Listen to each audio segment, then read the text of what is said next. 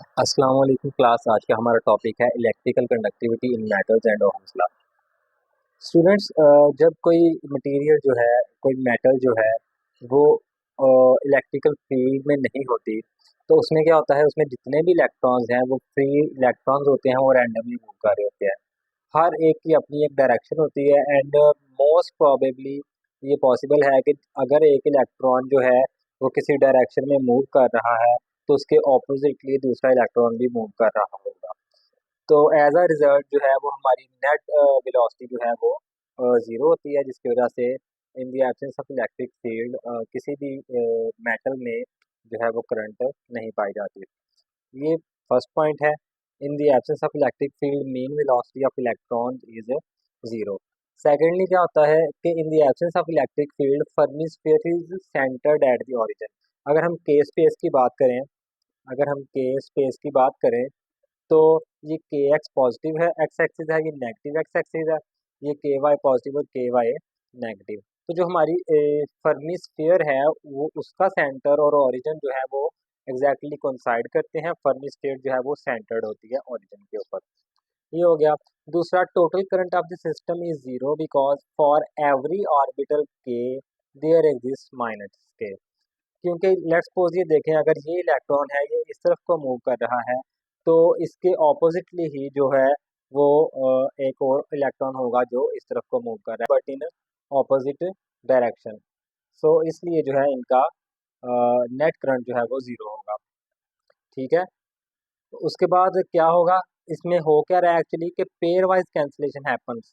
इसमें pair wise cancellation हो रही है कि हर इलेक्ट्रॉन के लिए कोई एक दूसरा इलेक्ट्रॉन होगा जो ऑपोजिट डायरेक्शन में मूव कर रहा होगा। तो एज अ रिजल्ट जो है नेट करंट वो जीरो आएगी।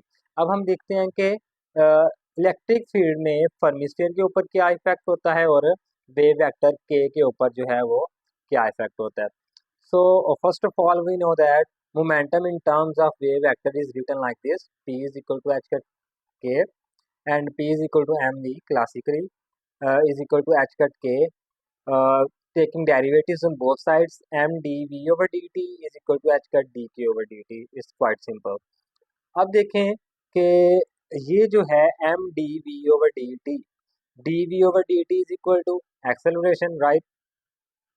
dv over dt is equal to acceleration. So m dv over dt is equal to ma, which is equal to force. So we can write m dv over dt as a force. So force is equal to h cut dk over dt. इसको हम question number equation number 1 कह देते हैं। ठीक है। Next, किसी भी charge के ऊपर force in an electric field. हमने पढ़ा है इलेक्ट्रिक फील्ड की डेफिनेशन क्या है, force per unit charge. Charge यहाँ से इस तरफ आ जाएगा तो F is equal to E Q. So F is equal to Q E. हमारे लिए जो है चार्ज वो इलेक्ट्रॉन है, सो चार्ज की जगह माइनस ई आ जाएगा। This is equation number 2। Comparing equation 1 and equation 2 we get H cut D Q over D T from equation number 1 is equal to minus E into capital E from equation number 2। सो यहाँ से H cut जो है वो दूसरी तरफ जाके divide हो जाएगा।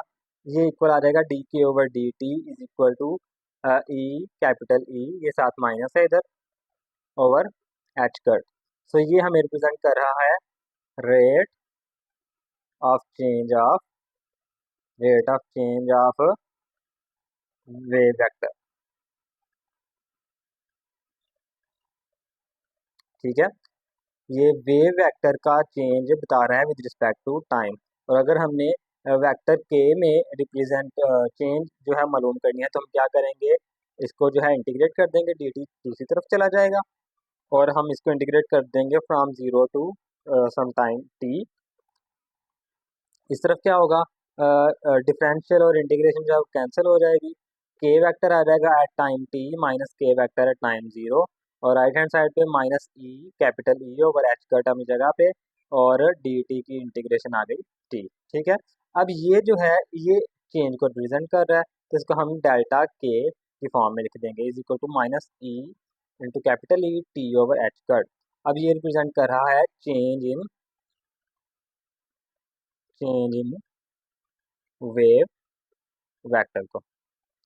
सो एज अ रिजल्ट पहले जो हमारी स्फीयर सेंटर्ड थी ओरिजिन के ऊपर, अब वही स्फीयर जो है वो मूव हो गई है टू द राइट, इसके ऊपर फोर्स लगी टुवर्ड्स राइट। ये फर्मी स्फीयर, ये है इनिशियल, और ये ब्लैक वाली है फाइनल। तो एज अ रिजल्ट क्या हुआ कि पहले जो हमारी फर्मी स्फीयर सेंटर थी ओरिजिन के ऊपर, अब वो शिफ्ट हो गई है to the right due to the presence of electric field. उसके बाद आगे देखें, from previous H cut delta K is equal to minus E capital A into T. ठीक है, अब ये जो डेल्टा के है, ये था ना, ये हमारे पास इक्वेशन थी M V is equal to H cut K, right. तो जब के में चेंज आएगी साथ वी में चेंज आएगी, so delta V is equal to H cut delta K. तो फिर एच कट डेल्टा के की जगह पे हमने एम डेल्टा वी राइट कर लिया, और इस तरफ से m जो है वो दूसरी तरफ जाके डिवाइड करेगा। अब ये जो चेंज इन वेलोसिटी है डेल्टा v, ये ड्रैग वेलोसिटी को रिप्रेजेंट करती है। ड्रैग वेलोसिटी आप पहले इलेक्ट्रिसिटी एंड मैग्नेटिज्म में पढ़कर आ चुके हैं। एक्चुअली होता क्या है कि किसी भी मेटल के अंदर इलेक्ट्रॉन्स होते हैं, ठीक है, लेकिन इलेक्ट्रॉन्स के साथ साथ उसके अंदर लैटिस पॉइंट्स होते हैं, पॉजिटिव आयंस होते हैं, एटम्स होते हैं। तो ये जो इलेक्ट्रॉन्स हैं ये मूव तो करते हैं रैंडमली, लेकिन जैसे ही ये एटम्स के साथ टकराते हैं तो ये अपनी जो एनर्जी है वो लूज कर देते हैं। तो एज अ रिजल्ट के हम जो है जब इलेक्ट्रिक फील्ड अप्लाई करते हैं तो इनकी हम ड्रैग वेलोसिटी जो है वो कंसिडर करते हैं। So V D is equal to minus E X capital E T over M, और यही जो टी जो है टी की जगह पे टॉ आ जाएगा। अब इसमें टॉ क्या है, टॉ जो है free mean time before collision को रिप्रेजेंट करता है, यानी कि इलेक्ट्रॉन की एटम को कोलाइड करने से पहले पहले जो टाइम लगा उसको, ठीक है, एक कोलिजन से पहले पहले जो फ्री मीन टाइम था इलेक्ट्रॉन के पास, उसको टाउ से रिप्रेजेंट किया जाता है। इसको इक्वेशन नंबर 3 कह दें। उसके बाद यहाँ इसको यहाँ पे जो है पॉज करके आप आए करंट डेंसिटी की तरफ। अब हमने फाइंड करनी है करंट डेंसिटी। ये भी आप पहले इलेक्ट्रिसिटी और मैग्नेटिज्म में पढ़ के आ चुके हैं इन सेमेस्टर 2। मैं आपको रिकॉल करवा देता हूँ। इसमें क्या होता है कि हमारे पास एक मेटेलिक रॉड है जिसकी लेंथ एल है और उसका सरफेस एरिया ए है, ठीक है। तो इसका टोटल वॉल्यूम क्या हो जाएगा, A L, obviously area into length, इसका टोटल वॉल्यूम आ जाएगा। अब इसमें एन नंबर ऑफ पार्टिकल्स होंगे, एन नंबर ऑफ पार्टिकल्स होंगे, तो वॉल्यूम वी में नंबर ऑफ पार्टिकल्स कितने आ जाएंगे, उसको एन से हम मल्टीप्लाई कर देंगे। It's just simple as that, N multiplied by A into L. और हर पार्टिकल के ऊपर चार्ज जब एक इलेक्ट्रॉन के इक्वल है, ऑब्वियसली वो पार्टिकल्स इलेक्ट्रॉन्स हैं, सो हर पार्टिकल के ऊपर चार्ज कितना है, 1 इलेक्ट्रॉन के इक्वल। तो हम जब उसको इलेक्ट्रॉनिक चार्ज के साथ मल्टीप्लाई करेंगे तो हम हमारे पास टोटल चार्ज आ जाएगा इन द वॉल्यूम वी। तो टोटल चार्ज कितना आ गया, Q is equal to minus E N A L. उसके बाद हमें पता है करंट जो होती है flow of charges in unit time, ठीक है। So I is equal to Q over T. T जो है दूसरी तरफ जाकर मल्टीप्लाई करेगा तो क्यू की वैल्यू हमारे पास क्या आ जाएगी, आई टी। अब ये क्यू की वैल्यू एक ये है एक ये है, दोनों को इक्वेट करें, I T is equal to minus E N A L, ठीक है। लेकिन एल जो है वो वी डी टी है, simply S is equal to V T से। और जितना फासला इलेक्ट्रॉन ने तय किया इन वेलोसिटी ड्रैग वेलोसिटी में, वो एल हो जाएगा, ठीक है। So L is equal to V D T, L की वैल्यू यहाँ पे हमने पुट की। So I T minus E N A V D T, ये जो टी है ये टी से कैंसिल हो जाएगा, ये ए जो है दूसरी तरफ आके डिवाइड करेगा, I over A is equal to minus E N V D. अब ये जो आई ओवर ए रेशो है ये रिप्रेजेंट करती है किसको, करंट डेंसिटी को, यानी कि कितने यूनिट एरिया में से कितनी करंट गुजर रही है, ठीक है। जैसे डेंसिटी में हमारे पास होता है density is equal to mass over volume, कि कितना मास कितने वॉल्यूम के ऊपर डिस्ट्रीब्यूटेड है। Exactly same with the current density, कि कितनी आपकी करंट कितने यूनिट एरिया के ऊपर डिस्ट्रीब्यूटेड है, ये करंट डेंसिटी को शो करता है। तो J is equal to minus E N V D. अब ये J की आपके पास वैल्यू आ गई करंट डेंसिटी की, इसमें वी डी जो है ये इक्वेशन नंबर 3, इसमें से यहाँ पे ये वैल्यू पुट करें तो J is equal to minus E N, और ये वी डी की value minus E electric field tau over M, ये ई और ई स्क्वेयर्ड एन, और टाउ को अलग कर लिया, साथ एम लिख लिया, और ये ई को हमने अलग कर लिया। अब ये जो सारा हिस्सा है ये कांस्टेंट है, कांस्टेंट का आप नाम कोई भी रख देते हैं, मैं इसका नाम सी रख देता हूँ क्योंकि ये कंडक्टिविटी को रिप्रेजेंट करता है। सी जो है वो इक्वल हो जाएगा जे ओवर ई। ये किसको रिप्रेजेंट करता है? कंडक्टिविटी, कंडक्टेंस, ठीक है। So conductance is the ratio of current density to the electric field, and in other words conductance का उल्ट क्या होता है? 1/c क्या हो जाएगा? Rho, and rho is equal to, ये भी जो है रेसिप्रोकेट हो जाएगा, जे ओवर ई जो है वो ई ओवर जे हो जाएगा। तो ये किसको रिप्रेजेंट करेगा फिर? ये करेगा रेजिस्टेंस को। और यही जो रिलेशन है इसी को कहते हैं microscopic form of Ohm's law. So as a result क्या साबित हुआ कि जितनी भी जो मेटल्स हैं वो ओहम्स लॉ को ओबे करती हैं। रेजिस्टिविटी की बात आई है तो रेजिस्टिविटी में ये पॉइंट जो है वो बताना ज़रूरी है कि रेजिस्टिविटी जो है वो दो तरह की होती है। एक रेजिस्टिविटी होती है रो एल, जो लैटिस वाइब्रेशन से होती है, जो एटम्स वाइब्रेट करते हैं, ऑब्वियसली वही हिंड्रेंस प्रोवाइड करते हैं ना इलेक्ट्रॉन्स को।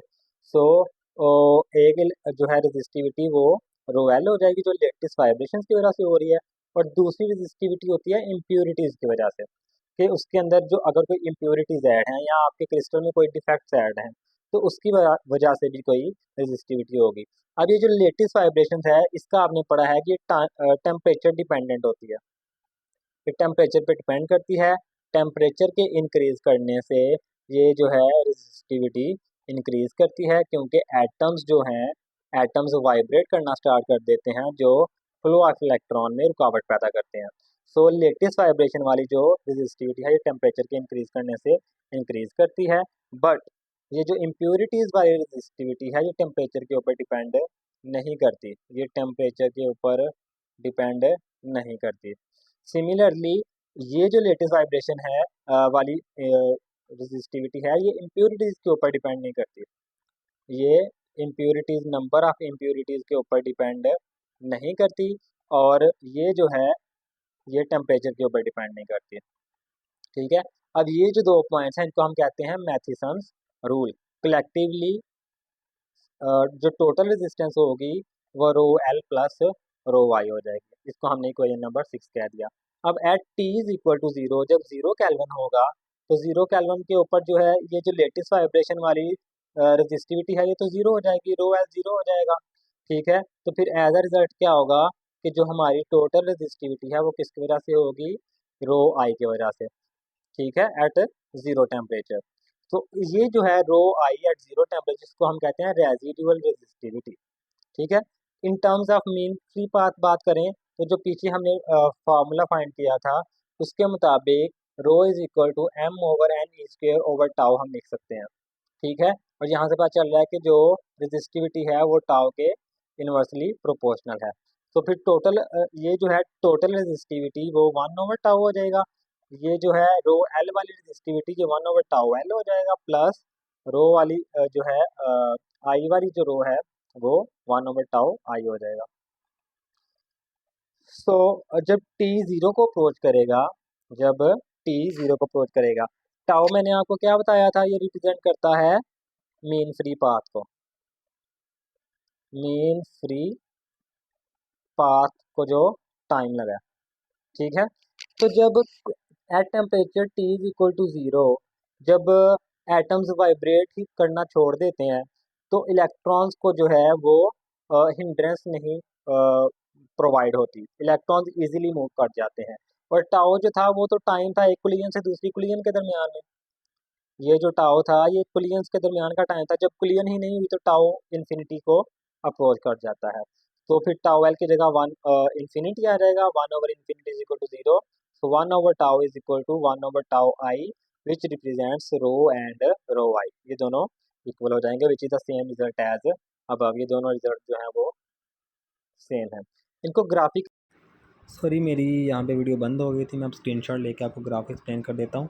ग्राफ टेम्परेचर और रेजिस्टिविटी के दरमियान प्लॉट किया गया है दो डिफरेंट मटेरियल्स का. एक मटेरियल ए है और एक मटेरियल बी है. मटेरियल ए को पहले डिस्कस करें तो इसमें इम्प्योरिटी कम है और at temperature T is equal to zero. इसकी रेजिस्टिविटी ज़ीरो नहीं है क्योंकि वो रेजिस्टिविटी ड्यू टू इम्प्योरिटीज़ मौजूद है अभी उसके पास, इसलिए वो ज़ीरो नहीं होगी. उसका ग्राफ ओरिजिन से स्टार्ट नहीं होगा, उसका ग्राफ थोड़ा ऊपर से स्टार्ट हो रहा है. और जैसे जैसे टेम्परेचर को इंक्रीज़ करेंगे उसकी resistivity due to lattice vibrations वो भी इंक्रीज़ कर रही है लीनियरली. तो at T is equal to zero इसका ग्राफ जो है वो ओरिजिन से स्टार्ट नहीं हो रहा due to the presence of resistivity due to impurities. और जैसे जैसे टेम्परेचर इंक्रीज़ हो रहा है resistivity due to lattice vibrations वो इंक्रीज़ कर रही है. और जो मटेरियल बी है उसकी इम्प्योरिटी है वो मटेरियल ए से ज़्यादा है, तो फिर इसका ग्राफ मज़ीद ऊपर से स्टार्ट होगा. और वो भी देखा जा सकता है कि टेम्परेचर के इंक्रीज़ करने से उसकी resistivity due to lattice vibrations increase कर रही है. रेजिस्टिविटी के बाद हमारे पास आ जाता है रेजिस्टिविटी रेशो. रेजिस्टिविटी रेशो जो है ये रेशो है रेजिस्टिविटी एट रूम टेम्परेचर पे to the resistivity at zero kelvin, या इसको रेजिडुअल रेजिस्टिविटी कह लें, एक ही बात है. So resistivity at room temperature can be written as rho L at temperature T plus rho I at temperature T. और रेजिस्टिविटी एट ज़ीरो केल्विन या resistivity at residual resistivity is equal to rho I at zero temperature. So students ये जो रो आई है ये तो temperature पे depend ही नहीं करती, ये तो इम्प्योरिटीज़ की वजह से है. ठीक है, तो फिर हम इसको रो आई एट टेम्परेचर टी हो या रो आई एट टेम्परेचर ज़ीरो हो डजेंट मैटर, तो इसकी जगह हमने रो आई एट टेम्परेचर ज़ीरो लिख दिया. तो ये जो रो आई को जो है हमने इसके नीचे भी अलग कर लिया, इसके नीचे भी अलग कर लिया, तो हमारे पास ये एक एक्सप्रेशन बन गया 1 प्लस रो एल ओवर रो आई. अब ये जो एक्सप्रेशन है रो एल ओवर रो आई ये काफ़ी फ़ायदे का है. इससे हमें क्या पता चलता है कि एक ऐसा सैंपल जिसकी रो आई ज़्यादा है यानी कि इम्प्योर सैंपल है जिसकी इम्प्योरिटीज़ की वजह से रेजिस्टेंस ज़्यादा है, उसके लिए ये जो फ्रैक्शन है ये छोटी होगी. डिनोमिनेटर ज़्यादा होगा तो फ्रैक्शन ऑब्वियसली छोटी होगी. उसके बाद अगर कोई सैंपल हमारे पास प्योर है या उसमें कम इम्प्योरिटी है तो उसकी जो रेजिस्टिविटी ड्यू टू इम्प्योरिटीज़ है वो कम होगी, जिसकी वजह से ये एक्सप्रेशन जो है ये टर्म जो है इसका क्या होगा ये बढ़ जाएगी. तो ये जो रेजिस्टिविटी रेशो है ये काफ़ी इंपॉर्टेंट है प्योरिटी ऑफ सैंपल्स को मेजर करने के लिए.